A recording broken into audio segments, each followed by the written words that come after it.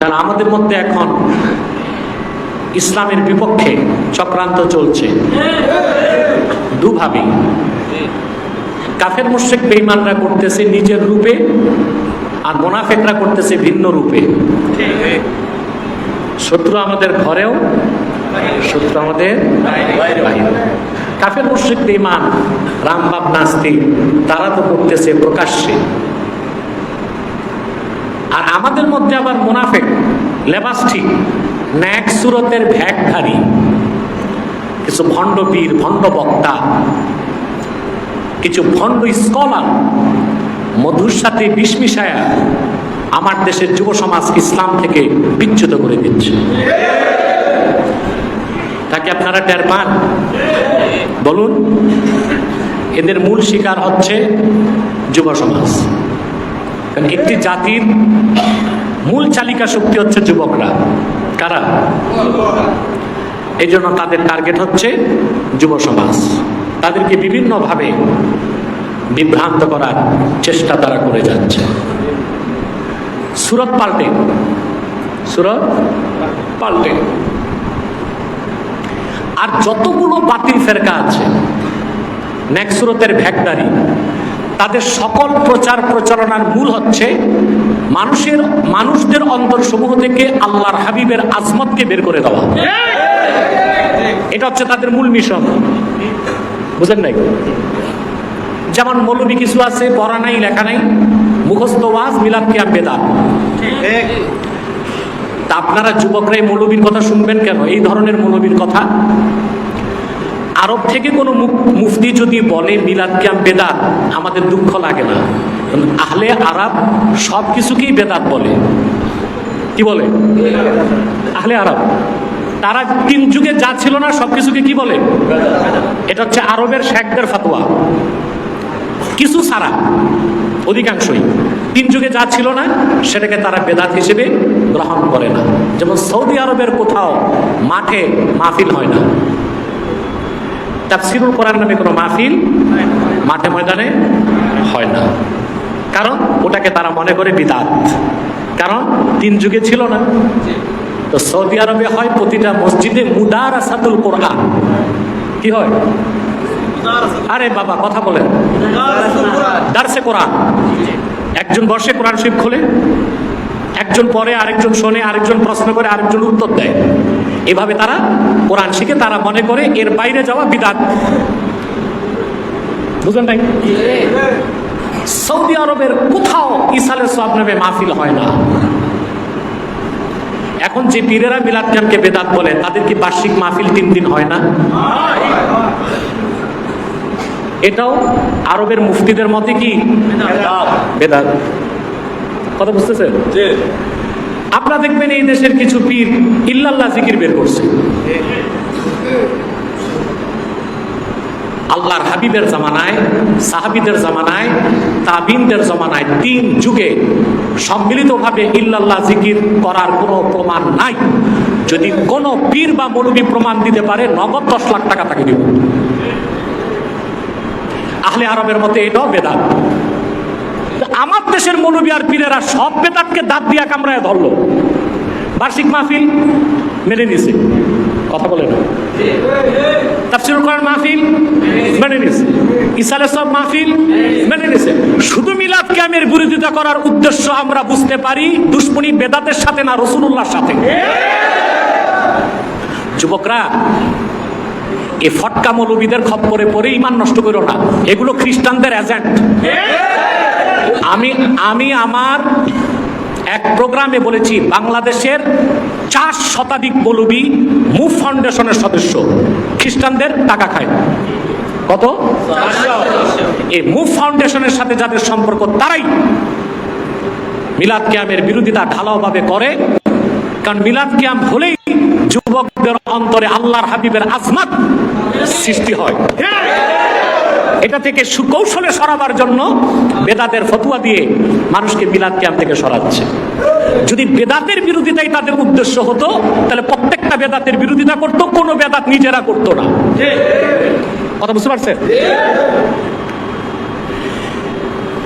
আমার দেশের যুবকদেরকে প্রথমে ইসলামের পরিচয় দিতে হবে। আগে তো মুসলিম, মুসলিম হবার পরে ফরজ, ওয়াজিব, সুন্নত, নফল, মুস্তাহাব, ঠিক না?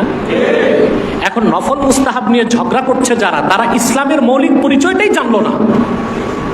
একটা দুঃখজনক বিষয় না? কথা বুঝেন নাই? আসুন, এই ব্যাপারে তো আব্দুর রহমান জাবিরি যথেষ্ট বলেছে। আর আমি তো এইসব ফেতনাবাজদের বিরুদ্ধে কত বাহাস করছি জীবনে, এর কোনো হিসাব নেই। আল্লাহর রহমত কোথাও আসে নাই, যেখানে গেছে ধরা খেয়েছে। তবে এরা মিথ্যাচারে এক নাম্বার, মিথ্যাচারে। কিন্তু মিথ্যা কখনো প্রতিষ্ঠিত করা যায় না, সত্যটাই প্রতিষ্ঠিত হয়, ঠিক না? আসুন আমার সঙ্গে তেলাওয়াত করুন। আউযু বিল্লাহি মিনাশ, খুব সংক্ষেপে, যেহেতু রাত বেশি হয়ে গেছে, সংক্ষেপে কিছু কথা বলব। আর এই ইসালে সব মাহফিল আজকে প্রতিষ্ঠিত হলো, প্রতি বছর এটা হবে ইনশাআল্লাহ। আল্লাহ কবুল করুন, মঞ্জুর করুন। আল্লাহর ওলিদের অবদান সবচেয়ে বেশি সারা বাংলাদেশে। এর মধ্যে শীর্ষে যাদের নাম, তারা মাশায়েখে জনপুর।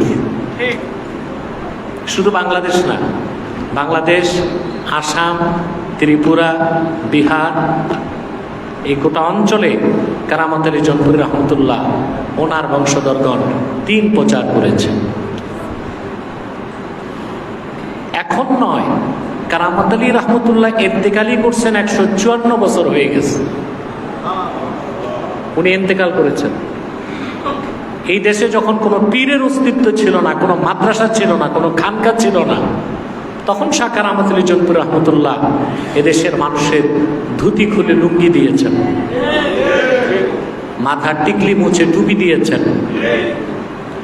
আর যত পীর মুরিদি সিলসিলা বাংলাদেশে কোনো না কোনো ভাবে তাদের মুরাব্বি শাহ কারামত আলী জনপুরি। আপনি যেদিক দিয়ে যান, যে সিলসিলা খুঁজেন, এদেশের প্রাচীন সিলসিলা ফুরফুরা, ফুরফুরার আবু বকর সিদ্দিক রহমতুল্লাহর পীর ছিলেন সুফি ওয়েস আলী ফতে আলী ভট্টমানি। ওনার পীর ছিলেন নূর মোহাম্মদ নিজামপুরি। নূর মোহাম্মদ নিজামপুরি আর কারামত আলী জনপুরি রহমতুল্লাহ ছিলেন পীর ভাই। আর আবু বকর সিদ্দিক সাহেবের পীর, তার পীর থেকে বায়াত নেওয়ার পরও কারামত আলী জনপুরি রহমতুল্লাহর কাছে 72 বার বায়াতে তাবাররুক নিয়েছেন। এরপর আরো সিলসিলা আছে, যেমন আরেকটা প্রাচীন সিলসিলা উজানি। উজানির কারি ইব্রাহিম সাহেব মাওলানা কারামত আলী জনপুরি রহমতুল্লাহ নাতি আব্দুর রব জনপুরি রহমতুল্লাহর 10 বছর খ্যাদমত করেছেন। কত বছর? 10 বছর। কারামত আলী জনপুরি রহমতুল্লাহর নাতি আব্দুর রব জনপুরি রহমতুল্লাহ খ্যাদমত করেছেন এক টানা 10 বছর। এভাবে আপনি যেদিক দিয়ে যান, যারা এই দেশে খ্যাদমত করছে, তাদের প্রত্যক্ষ কিংবা পরোক্ষভাবে তাদের আধ্যাত্মিক শেখ হচ্ছে শাহ কারামত আলী জনপুরি রহমতুল্লাহ। আলহামদুলিল্লাহ। অতএব তার স্মরণে, তার আওলাদদের স্মরণে ইসালে সব মাহফিল করার এটা আমাদের নৈতিক দায়িত্ব, ঠিক না? মূল কথা না শুনেই তো ভাবতেছো, তো কেমন হবে? একজন দুইজন চলে গেলে আমাদের কি আসে যায়, কিন্তু ক্ষতি তো তোমার, কি বলেন? তাহলে সব কিছুর আগে হচ্ছে ইমান, ইমান আনার পরে ইসলাম, ঠিক কিনা? তার মানে ইসলামের শুরুটাই হচ্ছে ইমান। যার ইমান নাই, তার নামাজ, রোজা, হজ, যাকাত এগুলো ইসলাম। এগুলো কি ইসলাম? এগুলো 2 পয়সার মূল্য, দাড়ি টুপি জুব্বা কুর্তার। আমি ব্রিটেনে দেখছি খ্রিস্টান পাদ্রীরাও লম্বা কুর্তা লাগায়। কি লাগায়? ইসরায়েলি ইহুদিদের যারা রাবি, যাজক, ওরা টুপি লাগায়, জালির টুপি লাগায় মাথার মাঝখানে। তাহলে সব কিছুর আগে ইমান, ইমান আনার পরে নামাজ, রোজা, হজ, যাকাত, ওটা ইসলাম। ওটা কি? এক কথায় আল্লাহর হাবিবের রিসালাতকে বিশ্বাস করা ইমান, আর আল্লাহর হাবিবের শরীয়তকে মানার নাম ইসলাম। আমার মনে হয় বুঝাতে পারলাম। আল্লাহর হাবিবের রেসালাতকে বিশ্বাস করার নাম ঈমান, আর আল্লাহর হাবিবের শরীয়তকে মানার নাম ইসলাম। এখন যার ঈমান নাই তার ইসলামে ঢোকার কোনো সুযোগ নাই। আল্লাহ তাআলা মুমিনদেরকে বলেছেন উদখুলু ফিস সিলমি কাফা, পরিপূর্ণভাবে ইসলামে প্রবেশ করো। এখন ইসলাম অর্থ কি? আমরা তো এতটুকু বুঝলাম ঈমান আনার পরে ইসলাম, ঈমান ছাড়া ইসলামে প্রবেশের কোনো সুযোগ নাই। এখন ইসলাম কি? আমাদের দেশে দেখবেন যারা রাজনৈতিক নেতা ওয়াজ মাহফিলে আসলে তারা বড় একটা সুযোগ নিয়ে নেয়। কি নেয়? কেন নেয়? তারা যদি একটা প্রোগ্রাম করে 2-4-10 লাখ টাকা খরচ হবে, আর মাহফিলে পোস্টারে নাম থাকলে এসে 1 ঘন্টা যদি রেডিমেড জনগণ পায়, তাহলে স্ট্যান্ড বাজির একটা সুযোগ হলো না? ঠিকটাও ঠিক মতো পেল না। তো তারা এসে আলেমদেরকে বসায় আবার ওয়াজ করে। কঠোরভাবে মনে রাখবেন মুসলমান, কোন আলেম, কোন কাজী, কোন মুফতি, কাজী মানে বিয়ে পড়ায় কাজী না, বিচারক, শরিয়া আদালতের বিচারক। আমরা কাজী বুঝি না, আমরা মনে করি যে ম্যারেজ রেজিস্ট্রার, এই যে মাথায় ছাতা বগলে খাতা দৌড়ায়, কি বলেন এটারে? না না, এটা কাজী না, ঘটক না, এটা হচ্ছে ম্যারেজ রেজিস্ট্রেশন করে। হ্যাঁ, আর কাজী হচ্ছে শরিয়া আদালতের বিচারপতি। তো ফতোয়া আলমগীরিতে এসেছে লা ইয়াজুজু লি আওয়ামিন নাস আই ইয়ামুরা আলিমান আওয়াল মুফতি আওয়াল কাজী, কোন সাধারণ মানুষের জন্য জায়েজ নাই কোন আলেমকে, কোন মুফতিকে, কোন কাজীকে সৎ কাজের আদেশ করা, অসৎ কাজে নিষেধ করা। এই অধিকার কোন জাহেলের, কোন আলেমকে করার অধিকার নাই। কারণ আলেম বসে আছে আর জাহেল এসে মাইক নিয়ে ওয়াজ করতেছে। কথা বলেন, ওয়াজটাই তো আমরু বিল মারুফ, এটা কি ওটা জায়েজ হয়? কথা বলেন, ওটা জায়েজ হয় না। এটা মানুষের সব জায়গায় চলতেছে। অথচ নেতাদের কাজ হচ্ছে আসবে, সালাম কালাম দোয়া নিয়ে চলে যাবে। আলেমের সামনে ওয়াজ করাটা জায়েজ। এই চরিত্রগুলো বাংলাদেশের পরিবর্তন আপনাদেরই করতে হবে।